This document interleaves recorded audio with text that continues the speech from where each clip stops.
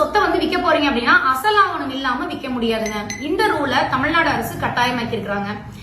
என்ன ஏது டீட்டெயிலா சொல்றேன், நம்ம பேஜை ஃபாலோ பண்ணிட்டு வீடியோ ஃபுல்லா பாருங்க. உங்க சொத்தை நீங்க விற்க போறீங்க அப்படின்னா முன்னெல்லாம் அந்த டாக்குமெண்ட் இல்லைன்னா பாத்தீங்கன்னா அந்த பட்டா வச்சு சேல் பண்ணிக்கலாம், இல்லைன்னா அந்த பத்திரத்தோட அசல் ஆவணத்தோட ஜெராக்ஸ் வச்சு கூட சேல் பண்ணிக்கலாம் அப்படின்ற மாதிரி இருந்தது.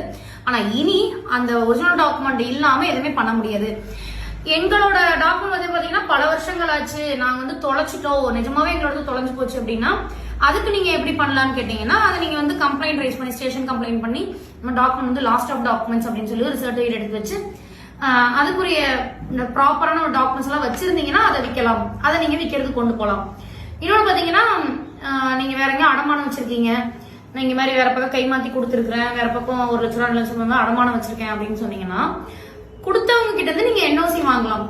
இந்த மாதிரி நாங்க விற்க போறோம், எனக்கு எந்த அப்ஜெக்ஷனும் இல்லை அப்படின்னு சொல்லி ஒரு என்ஓசி வாங்கிட்டு கூட இந்த இடத்த விற்கலாம். மற்றபடி அசல் ஆவணம் இல்லாம உங்க சொத்தை நீங்க விற்கவே முடியாதுங்க.